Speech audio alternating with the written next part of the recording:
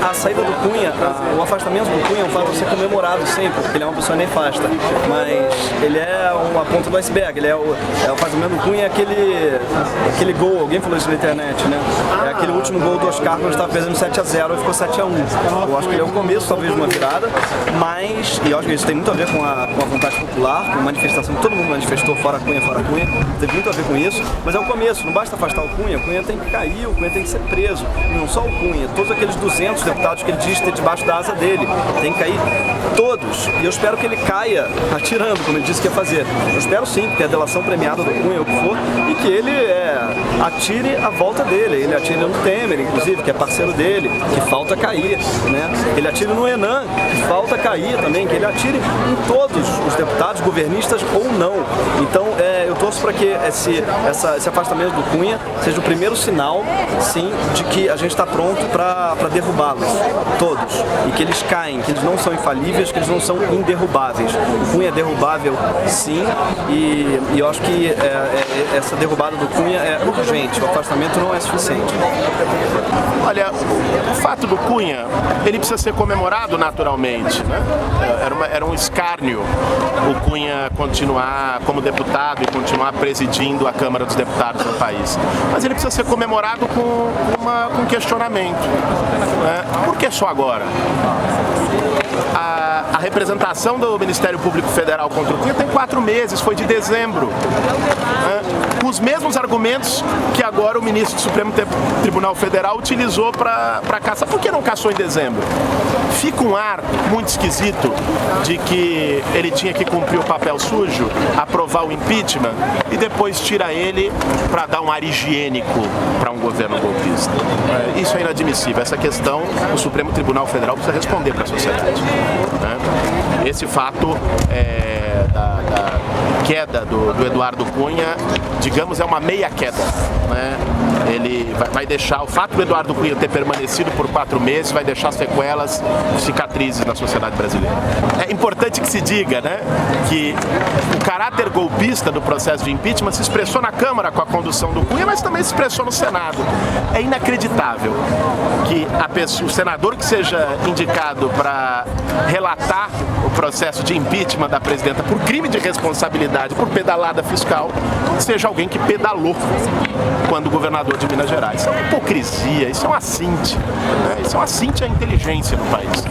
É uma coisa inadmissível. Você pega um cara, foi governador, fez pedalada fiscal adoidado e faz um relatório para caçar a presidente da República por pedalada fiscal.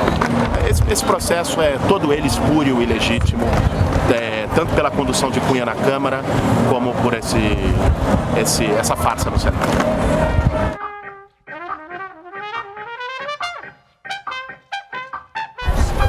Olha, o projeto Ponte para o Futuro, que é o projeto do PMDB, né, um projeto que foi rapidamente organizado uns meses atrás, o interesse é um projeto liberal, extremamente liberal, é um projeto de desregulamentação de direitos trabalhistas, é um projeto que, na verdade, facilita a vida de uma série de empreendimentos econômicos e setores econômicos, mas complica bastante a existência de trabalhadores, de comunidades quilombolas, indígenas, de comunidades ribeirinhas, das pessoas das periferias.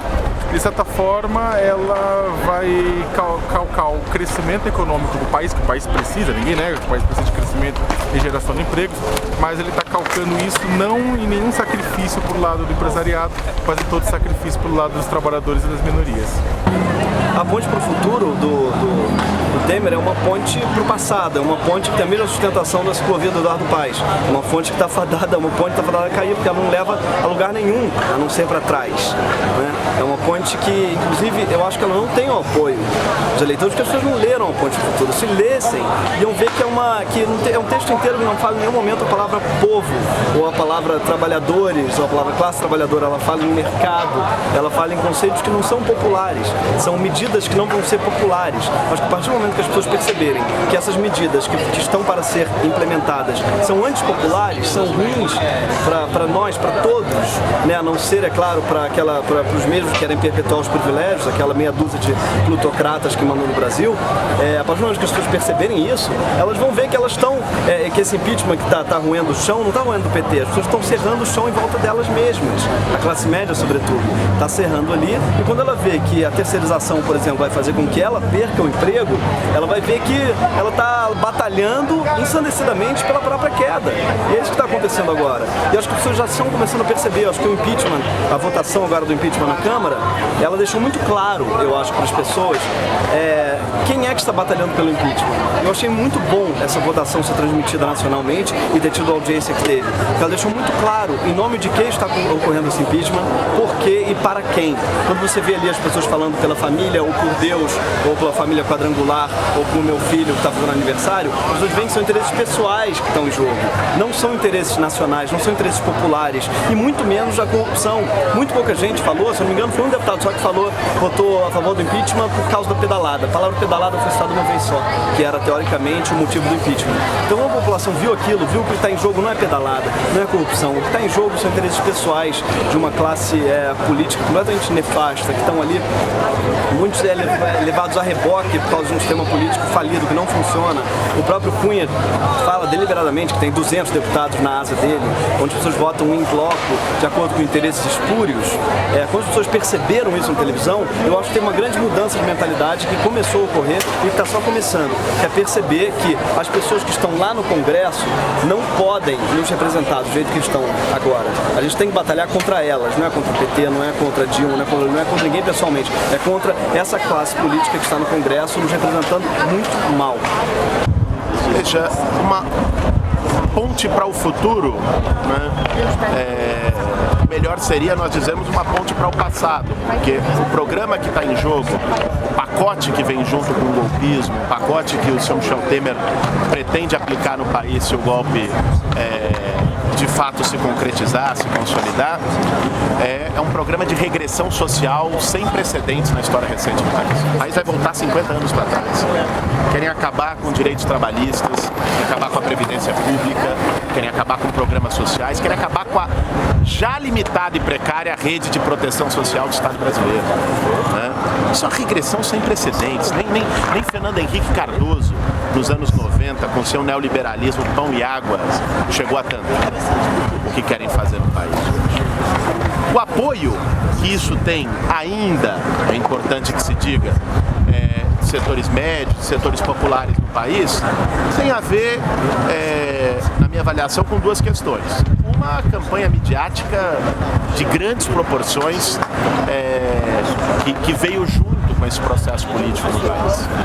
Uma campanha midiática que busca convencer que o problema do país é um governo que precisa ser retirado. Outra são as atitudes deste próprio governo. Né? O governo da Dilma foi eleito em 2014 com um programa de direitos sociais, com um programa de manutenção dos programas sociais. E no dia seguinte às eleições aplicou o programa derrotado nas urnas. Isso gerou confusão na sociedade. Isso gerou confusão naqueles próprios que elegeram esse governo. E isso deu base social para o golpismo em curso. Isso gerou uma desilusão, gerou um sentimento de traição por parte dos setores populares em relação ao governo. Né? Não foi o programa de ajuste fiscal, o programa de reforma da Previdência, o programa de corte de seguro-desemprego que foi eleito em 2014. No entanto, foi esse programa que foi aplicado. Né? Isso, naturalmente, ajudou a fortalecer a confusão e dar base, dar caldo para o golpismo em curso. Agora, este apoio, é importante que se diga, não é um apoio a Michel Temer. As pessoas foram às ruas para derrubar o governo, é verdade, mas qualquer pesquisa que foi feita nessas próprias manifestações mostram que as mesmas pessoas que não querem Dilma também não querem Temer. Temer é a tentativa de impor ao país um governo biônico por meio de eleições indiretas. Não há consenso nenhum, não há acordo nenhum em torno do senhor Michel Temer. Michel Temer é a solução do empresariado, é a solução do mercado financeiro, é a solução da casa grande para o país. E vai enfrentar uma resistência fortíssima das ruas.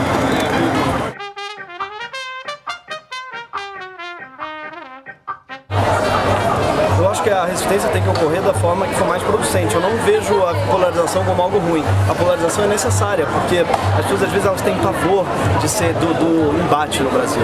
A gente foge, a gente busca muito consenso. E eu acho que é fundamental que a gente possa discordar e possa entender a polarização como algo necessário.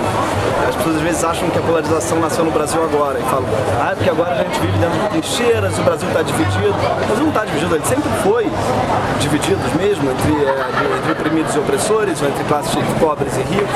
As divisões do Brasil sempre ocorreram. O que acontecia antes é que as divisões eram maquiadas e os oprimidos eram silenciados. O que eu vejo hoje, muita gente diz como um clima de ódio, o que eu vejo hoje é sim os oprimidos, e põe aspas aí, porque é uma categoria gigantesca, os oprimidos tendo voz. Então eu acho que muito do que é classificado como polarização, muitas vezes é a voz sendo dada àqueles que nunca a tiveram. E isso é muito bom, é muito bom. Então eu acho que essa resistência tem que sim ocorrer dessa maneira, com a gente ampliando a voz daqueles que não costumam tê-la.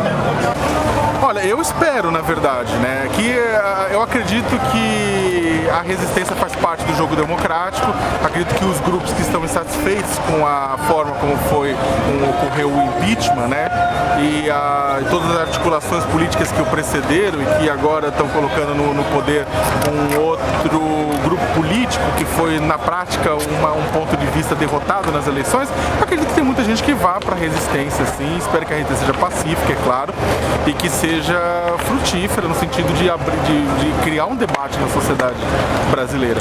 Infelizmente, a gente vive a adolescência da internet, em que as pessoas, na verdade, não sabem respeitar, né, a opinião do outro, em que as pessoas, na verdade, não imaginam que o outro não seja um avatar de sentimentos, mas sim uma pessoa de carne e osso, mas da mesma forma, nós também pecamos bastante por uma falta de experiência em debate público, né? As pessoas não estão acostumadas ao debate público, as pessoas não estão acostumadas a serem contrariadas, a serem criticadas, a terem seu ponto de vista questionado. Então, eu espero que sim, eu espero que essa resistência ocorra e que seja pacífico, apesar do fato de que vai ser, pelo que a gente vê e tem visto até agora, vai ser muito difícil.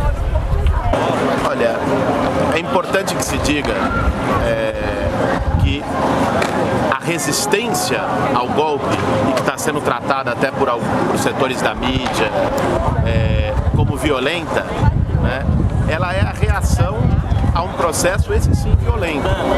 Quem saiu agredindo nas ruas, quem saiu semeando ódio, quem saiu batendo em quem estava vestido de roupa vermelha, batendo em ciclista e fazendo um verdadeiro linchamento público de posições contrárias, são precisamente aqueles que estão a favor do golpe, estimulados pelos setores midiáticos. Nós temos que combater o ódio, né? As armas da esquerda, né, são trabalhar dentro da democracia e com as formas históricas de mobilização e de luta popular que nós temos no país, né? Então, certamente é possível a resistência sem ódio. Já sem greves eu não diria. A greve é um instrumento fundamental. A greve, a ocupação, as diversas formas de manifestação são instrumentos não violentos, né?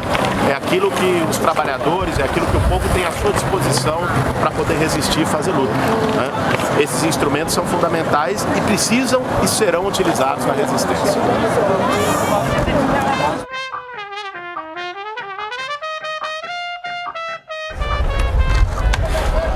A reorganização da esquerda brasileira vai levar dependendo do que aconteça, vai levar bem uns 20 anos. O que acontece, e sendo bem objetivo e bem sincero, é que uma parte considerável da responsabilidade pelo que a gente está vivendo se dá pelo próprio Partido dos Trabalhadores, né? Que, na verdade, se vendeu como um exemplo para a esquerda, se colocou como a representação da esquerda no poder político e, na verdade, não apenas não entregou tudo aquilo que prometia para os trabalhadores, para a população em geral, como também frustrou uma série de expectativas. A esquerda brasileira sai desse processo de impeachment rachada, nós temos você tem dois grandes grupos, você tem a Frente Brasil Popular, a Frente Povo Sem Medo, que podem se unir de forma tática em processos, em eventos, em marchas, mas na verdade pregam duas coisas bem diferentes. Você tem um grupo de organizações e instituições mais tradicionais que estão ao lado do PT porque cresceram junto com ele, porque tem uma relação orgânica com o partido muitas vezes, e você tem que tem militantes sensacionais, mas tem uma relação muito forte com o PT, e ao mesmo tempo você tem a Povo Sem Medo, que é uma frente que é bastante crítica à forma como o Partido dos Trabalhadores vem tocando o governo, é crítica com relação à governabilidade, palavra pichada com fezes e sangue nos muros do inferno. Ao mesmo tempo, existe uma nova movimentação, existe um grupo de esquerda mais jovem que estava presente nas manifestações de junho de 2013, que não foi para a rua nem para pedir o impeachment, nem para criticar o impeachment, que é a grande incógnita. O que vai acontecer com eles quando eles realmente voltarem para a rua, reivindicando uma cidade mais justa, uma polis mais digna e uma organização, né, dos próprios interesses sociais de uma forma mais horizontal, né, eu acho que aí a gente vai ter, dessas três forças, a gente vai ter um novo quadro da esquerda. Qual dessas forças vai ser hegemônica, se é que teremos uma força hegemônica, só o tempo vai dizer.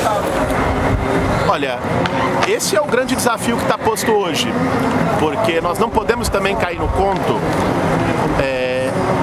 se o golpe de fato prevalecer, de uma ideia de que, bom, antes era bom, voltemos para o que foi o período Lula, o período Dilma. Eu sou um que acredito que há um ciclo esgotado na esquerda brasileira. Esse ciclo dos últimos 13 anos chegou ao seu limite, chegou ao fim. É preciso reinventar a esquerda no Brasil. E para reinventar a esquerda no Brasil, nós temos que partir de dois pontos fundamentais. O primeiro é que a nova república, o sistema político brasileiro, faliu. Se há algo que essa crise nos mostrou, é isso. E que, portanto, a bandeira para a reconstrução da esquerda é a radicalização da democracia. A bandeira para a reconstrução da esquerda é voltar a fazer política através das ruas. Lamentavelmente, se construiu um caldo, nos últimos 30 anos no Brasil, de que política é eleição. De que a única forma de fazer política é nas vias institucionais e na tribuna do parlamento. Nos últimos meses, com essa polarização na sociedade, a política saiu dos gabinetes e foi às ruas. O nosso desafio enquanto esquerda é mantê-la nas ruas, né? E é apresentar uma nova alternativa de radicalização da democracia através das ruas. E isso, naturalmente, junto com um programa que... Uma outra coisa que se esgotou nesse processo também foi um pacto social. Acreditar que senta Senzala e Casagrande na mesa e está tudo bem. Não senta. Esse golpe demonstrou a falência disso. Não senta. Existe um limite básico para a conciliação social e para a conciliação de classes. Esse limite, a corda estourou agora. É preciso reconstruir um programa da esquerda que seja um programa decidido de combate aos privilégios do 1% que há 500 anos mandam na sociedade brasileira e de inversão, do caráter do Estado brasileiro. Um programa distributivo, um programa com reformas populares, com uma reforma tributária que faça rico pagar imposto no país, porque pagam menos impostos que os pobres, o combate duro ao sistema da dívida pública. O Estado brasileiro hoje é um Robin Hood ao contrário, tira do pobre pelos impostos e dá aos ricos pelo sistema da dívida pública. Mexer nesse tema sagrado da propriedade urbana, da propriedade agrária. Esses temas históricos, caros, importantes para a esquerda e para a luta popular no país, ficaram na gaveta no último período, em nome de um pacto social que fracassou e só fortaleceu a direita. É preciso retomar essas bandeiras. Eu acho que um dos problemas da esquerda é que ela é muitas, né? Tem muitas esquerdas. Tem 1 bilhão de tipos de esquerdas e cada um aponta para um lado. Eu acho que a gente tem que lembrar que a união não significa unificação. Então a gente tem que se unir e estar de mãos dadas olhando para um lugar que seja o futuro, que não seja essa ponte para o futuro, mas que seja uma ponte para um Brasil mais democrático, mais ambiental também, que seja uma ponte para as pautas que realmente são populares e são universais, porque as pautas da esquerda são mais populares mesmo. A gente tem que lembrar isso. Pô, a gente tem que falar quem aí é a favor do desastre de Mariana, sabe? Isso é contra isso que a gente tem que lutar. A gente tem que lutar contra aos grandes desastres que são brasileiros, que estão ocorrendo agora. Então isso que a gente tem que lembrar, acho que a esquerda tem que lembrar agora que ela não é o PT, que ela tampouco é só os movimentos sociais, que ela é majoritária, ela tem que ser, ela tem que falar assim com as minorias que são maioria no Brasil. Então enquanto a gente não fizer uma ponte real com as minorias, por exemplo, e com os movimentos sociais, com todo mundo que quer mudança, eu acho que a gente não vai mudar. E acho que isso que é importante. Acho que a esquerda tem que ocupar o lugar da mudança e não da continuidade, né? Então, para mim, mais do que um fica Dilma, tem que ser melhora Dilma, governa para aqueles que te elegeram, né? Porque no fundo a Dilma foi eleita por causa das políticas sociais.